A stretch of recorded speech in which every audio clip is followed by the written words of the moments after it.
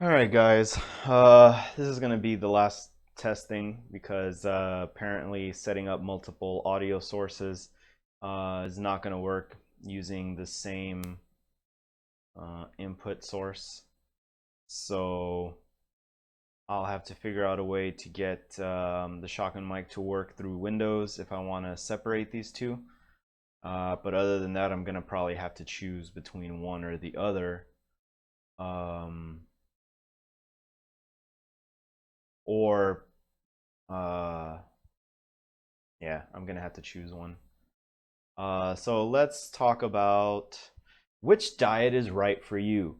Uh, so well, let's ask what is a diet? Diet is what you eat. What does it mean to go on a diet? It means to change the way you eat to a new way of eating that will result in some kind of objective being accomplished. So a overweight person who wants to be at a healthy weight, for example, let's say they want to lose 40 pounds of fat, right? They'll go on they have a diet. Their diet is what they eat. Okay, so that's their current eating methodology, right? So that's what their current diet is. Now, they want to change their diet or go on a diet in order to accomplish something. What do they want to accomplish? They want to accomplish weight loss. They want to lose 40 pounds. So they go on a diet. I eat Chinese food. Here's an example. I eat Chinese food all the time. I want to lose weight. So now I'm going to go on a veggie diet. All right. So they're going to eat a lot of vegetables. And avoid Chinese food for a certain amount of time in order to achieve their goal of weight loss. We'll get into what happens to your body when you do this kind of stuff. Um, but right now, we're just trying to acknowledge the terminology because they use the same words for different things, just like fat in your food, fat on your body, but then being a fat person, they're all different things. So instead of saying that person is fat, it's more accurate to say that person has a lot of stored energy. Um, Fat in food, it's what it is. It's fat. Fat on your body is what it is. It's fat. But when you are a fat person, it generally means you have too much stored energy, too much body fat. Um, but most people are fat people, and most people have a bunch of fat on their body.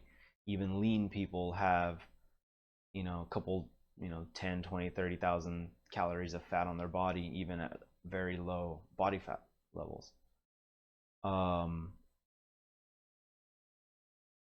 so essentially, going on a diet means changing the way you eat in order to achieve a certain goal, right? Um, well, that's going to determine which diet works for you because if you're trying to, let's say, add muscle to your body, it's not just diet, it's also physical activity. So if you go and you lift weights and you cause muscle damage in order to stimulate hypertrophy or muscle growth, then you need to exercise a certain way to create a certain dietary need, and then you eat the foods necessary to meet that criteria. So that person lifting weights is going to need a little bit more protein than someone whose muscle is the same waking up and going to bed. They're not going to need extra protein, they just need enough to maintain. But someone trying to grow needs maintenance protein as well as growth protein. Um, but if you're trying to grow muscle and you're incorporating more protein, you also need to understand that too much protein is going to also add body fat. So if you take in the right amount of protein, you will grow muscle. But if you take in too much protein, the excess protein that's not used by your body is going to be broken down into sugar. And then that sugar, if it's not used as energy, is going to be stored as fat. So when you eat a giant steak, let's say half of it is used to maintain tissue levels. The other half of it's going to turn into sugar. So it's like eating a cheeseburger. You're not just eating a steak, you're eating bread.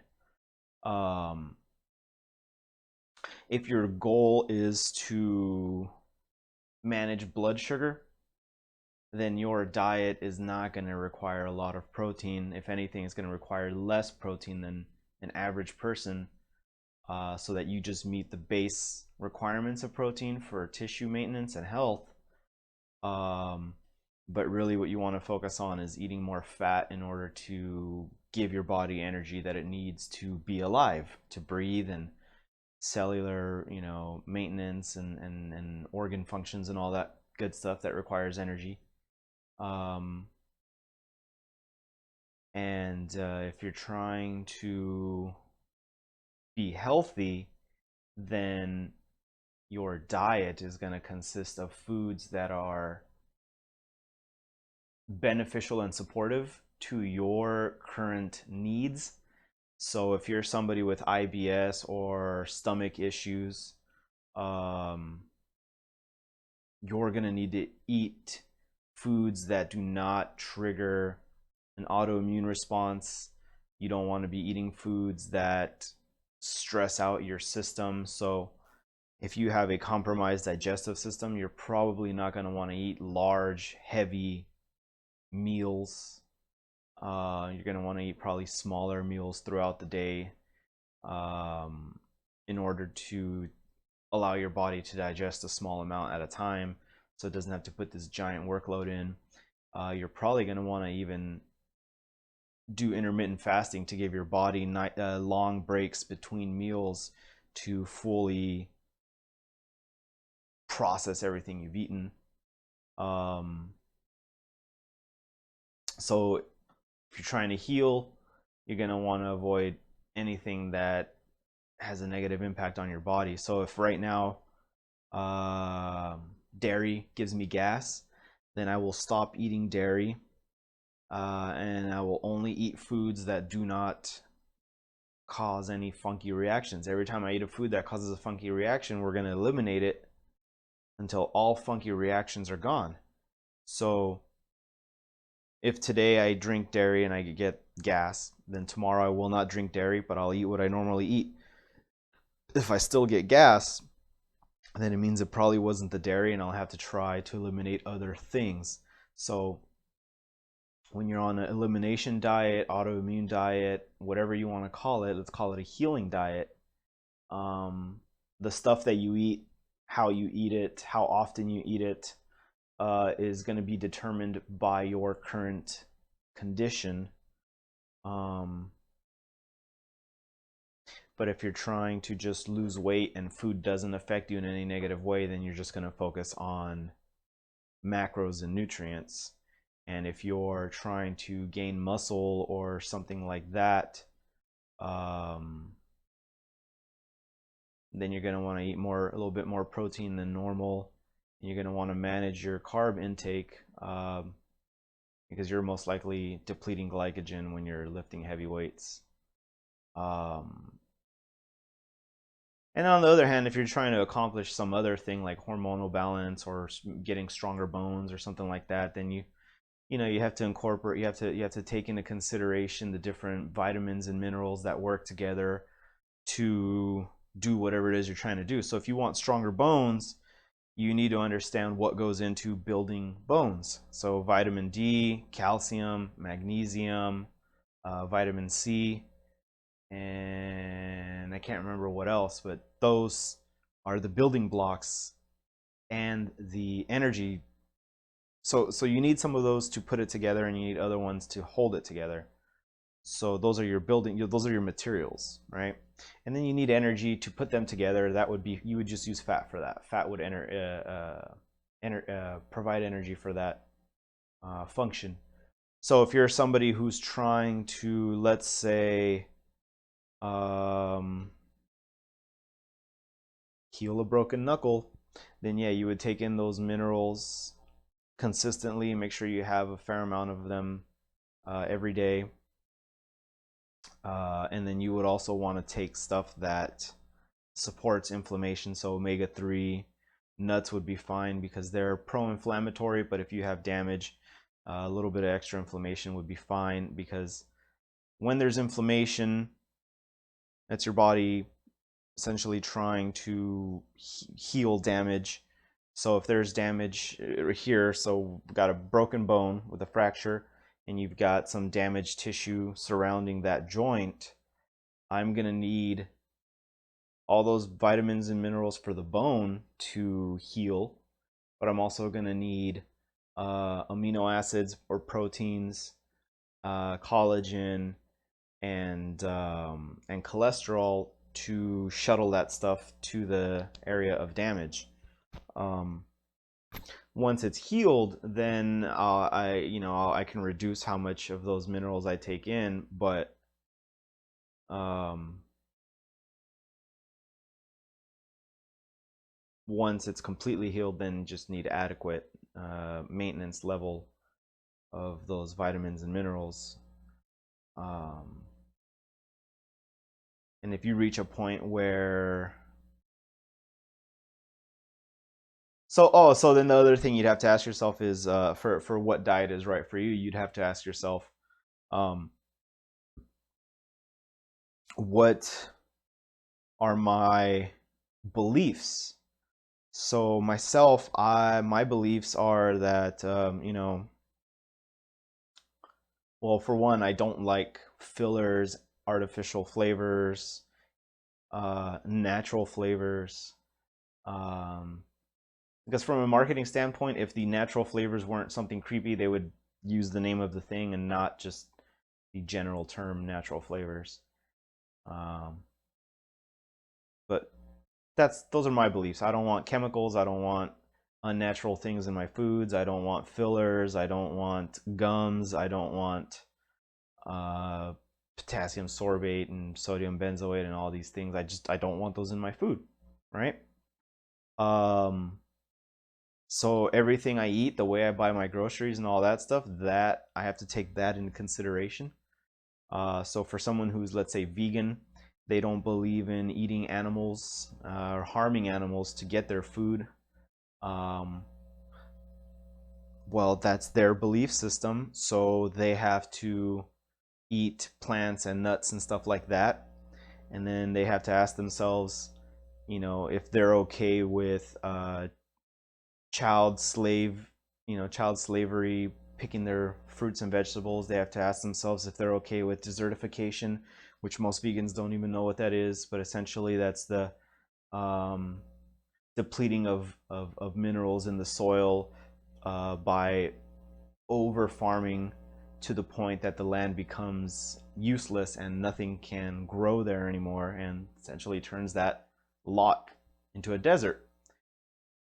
When vegans become aware of this, they then have to decide, you know, am I okay with the food I eat coming from a system with those negative side effects on the planet? Because their vegetables still have to be driven by trucks, which means pollution and CO2 is still being emitted. Um, People have to work in crappy jobs in order to process those vegetables. Mexicans or illegal immigrants have to go and work in the fields for joke pay, and they get harassed. You got kids in Honduras picking, chili peppers or whatever for 5 cents a day.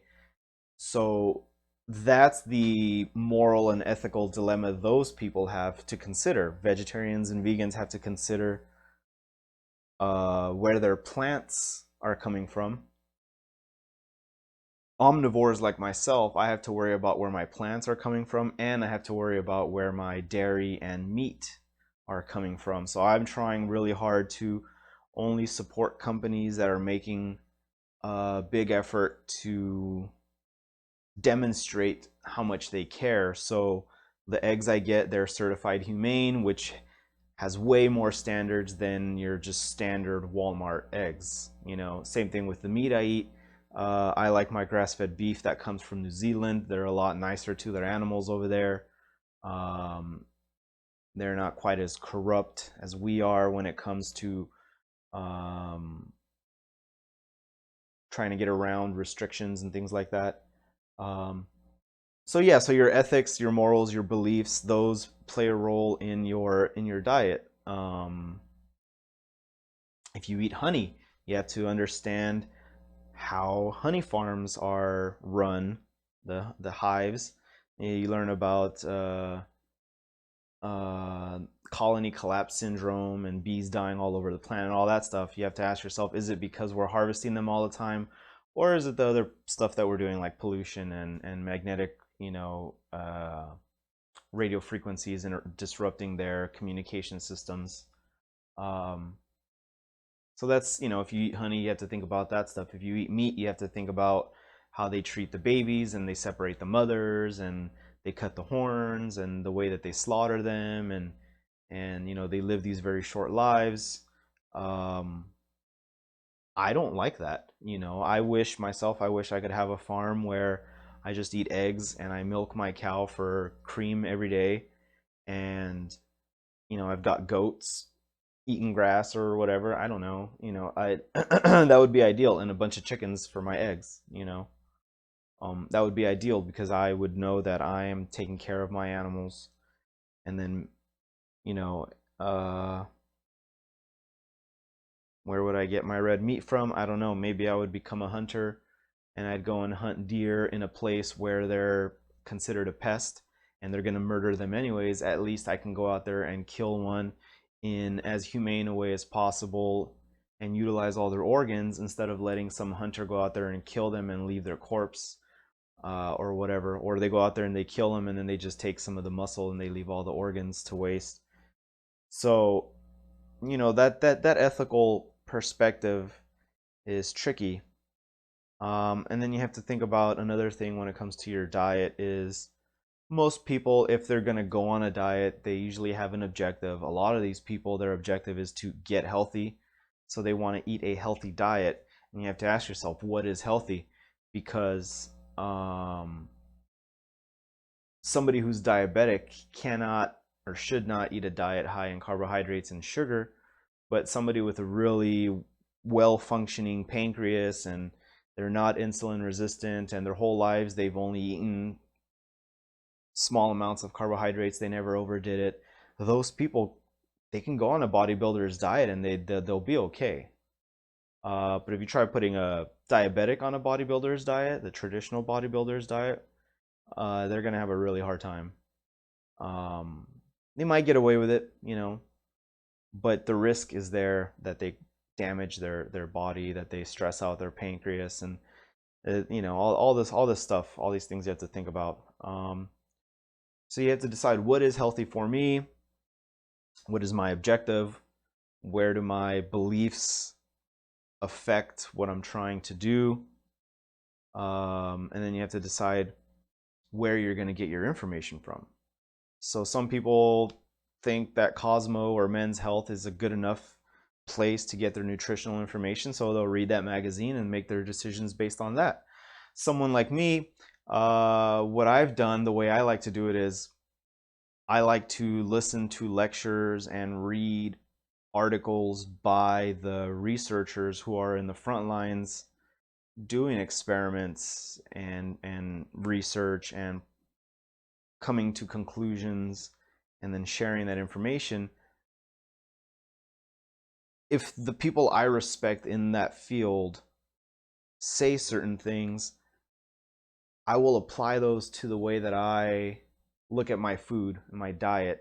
So if there's a guy who I really respect, like Dr. Dom D'Agostino, and he starts talking about how the body reacts to carbohydrates, how it reacts to a high-fat diet, the way that different conditions respond to this diet, and he's got the science to prove it.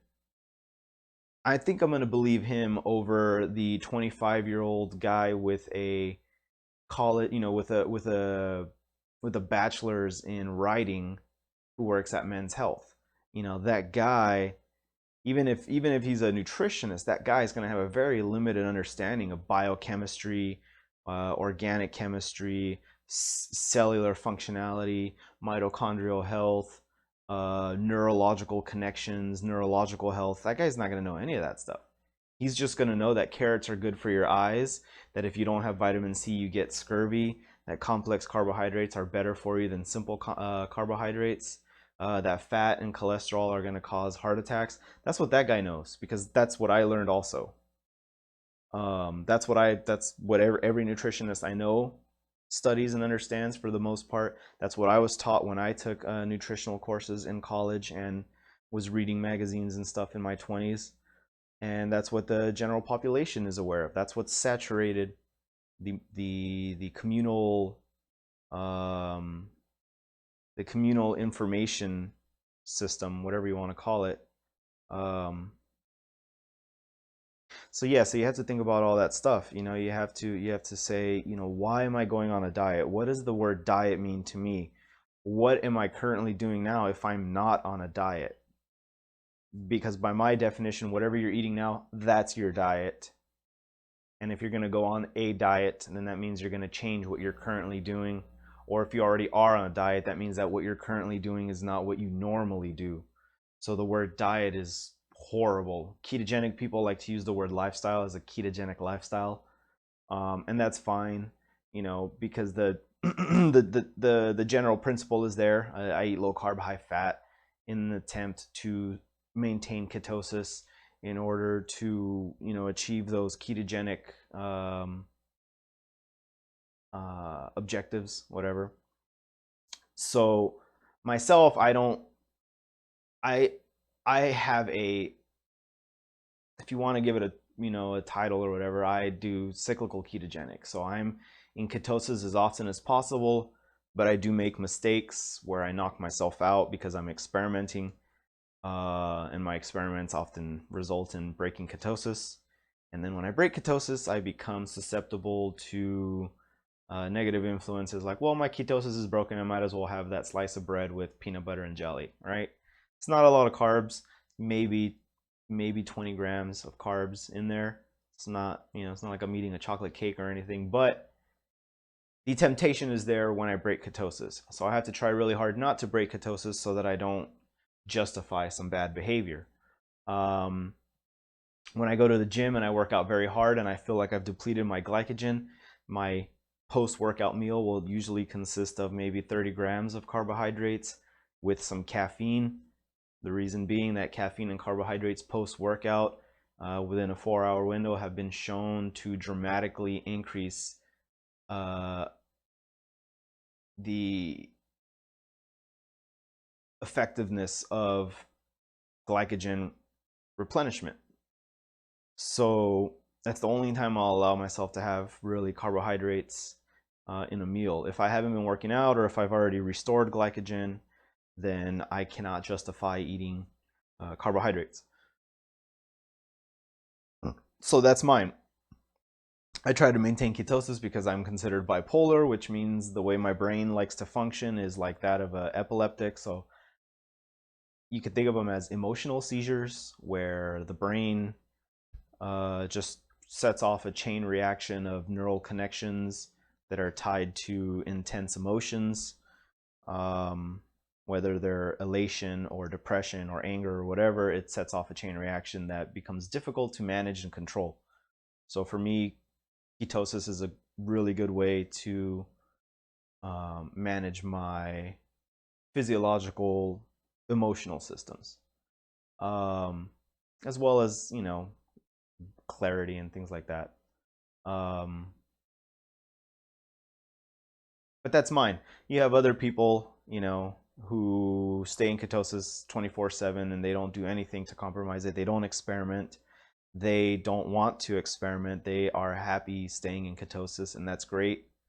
I really look up to those people. I wish I could do that myself. Maybe someday when I'm done experimenting, but I'm an experimenter. I can't help it. So it doesn't seem like it's gonna happen anytime soon. Um, and then you have your other people who don't have a negative opinion on carbohydrates and eat a moderate amount, but they eat it constantly. So they never go into ketosis for the most part. And they typically utilize fat sparingly. They don't tap into it the same way that a ketogenic person does. Um, because what they're doing with the fat in their body is it's released into the bloodstream and tapped into as free fatty acid, but it's using it as a fatty acid for energy, whereas somebody in ketosis takes that fat, converts it to ketones, and now the ketones can do stuff because fat can't power your brain. Ketones can power your brain. Glucose can power your brain.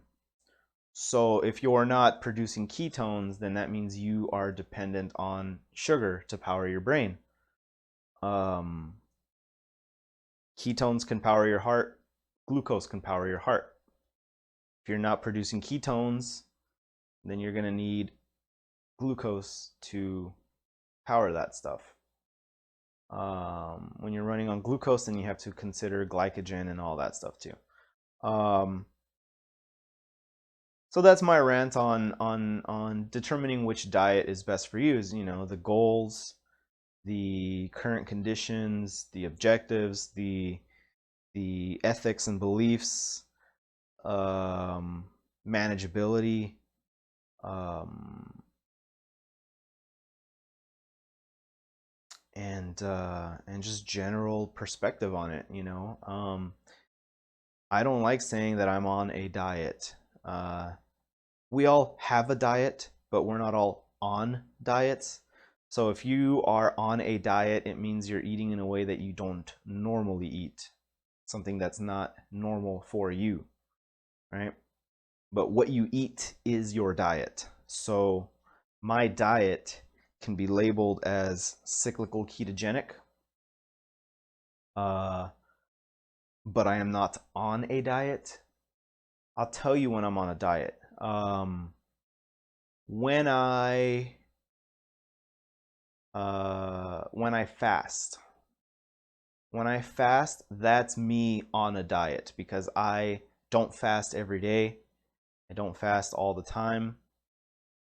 But you could actually consider it a part of my normal diet because it is a thing I do on a normal basis. It's just got a long gap between occasions.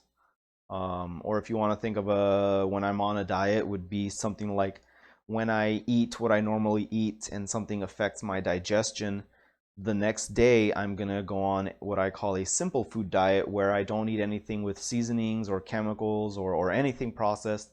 So I'll eat something like hard-boiled eggs, nuts, berries, raw eggs, heavy cream, um, pretty much raw ingredients with limited seasonings or additives. So I will not have low carb ice cream. I will not have food cooked at a restaurant. I will not have um hot sauce. I will not have mayonnaise made by a different company. I won't do any of that stuff. I need to know every single ingredient that goes into my body for the next day or two till my digestion levels out.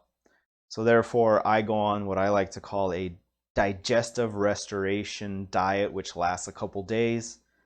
The reason being, I want to make sure that my digestion gets back on track before I continue eating what I normally eat. So when my digestion gets screwed up, I most likely will not eat a steak with salt and black pepper and garlic. I will not eat curry. I will not eat something with paprika.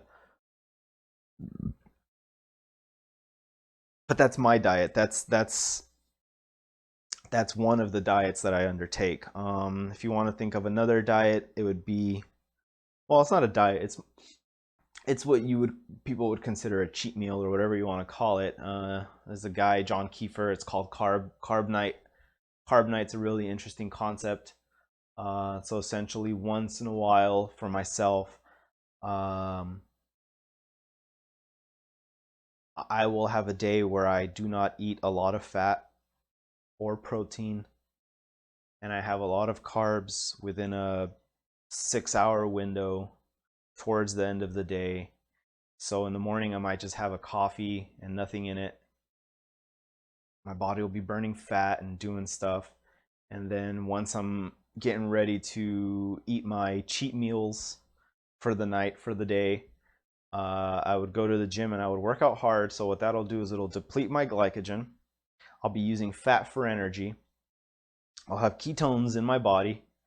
So the first thing we want to do is turn off ketone production, which means eating something high in the glycemic index, but not a lot of sugar. Because we want to spike blood sugar and we want to cause an insulin spike, but we do not want high blood glucose at the same time that we have a bunch of ketones in our bloodstream. Ketones are going to be at a low level, so the ketones plus the glucose are not going to really damage your tissues or anything, but that's what ketoacidosis is high levels of ketones plus high levels of glucose because the insulin can't drop the glucose in the blood. So we would work out in the afternoon or whatever time, then you get out of the gym and you would have, you could have coconut water, and you can have some kind of candy thing or something, just 20-30 grams of straight up sugar, and that's going to break ketosis, right? And that's going to spike your blood sugar. It's going to dump insulin into the body. You're going to stop producing ketones. You're going to stop using fat as energy. Your body's going to say, all right, so we're using glucose as energy. Let's shove all this glucose into the muscles and use some of this glucose as our current energy system. We're going to use it for the brain and all these things. So we're going to shove glucose into all these areas. And now you're going to be in glucose burning mode. So in an hour or two after that, you can go and have a dinner of 300 grams of carbohydrates, moderate low protein. So maybe 20-30 grams of protein, a couple hundred grams of carbohydrates, preferably simple, not complex, and very limited fat, almost no fat. You want very, very little fat because you don't need it. You've got fat in your body. You do not need to consume fat, especially if you're not going to be using it as energy, because what you're going to be doing is adding fat to the bloodstream while there's lots of sugar and oxidative byproducts from glycolysis. So you're going to want to make sure that that you just have simple sugars, a little bit of protein, almost no fat, and you can have that dinner or whatever you want to call it. And then a little while after that, you can have some kind of dessert, and then a little while after that, you can have one more thing of high sugar, and that's going to be your last insulin spike for the day. It's going to help you knock out for sure to go to sleep with that insulin hangover. And then the next morning, all that blood glucose will be balanced out, will be, shoved where it's supposed to go, and the extra stuff's going to turn into fat, and that's fine. Not worried about gaining 1 pound of fat. That's not hard to get rid of. So then for the next couple of weeks, we don't have any more. In my case, I won't have anything because I want to get my body back into a good steady state of ketosis. Um, and then I'll do the cyclical. What's this? Oh, all right, that's enough. That's more than I meant to do.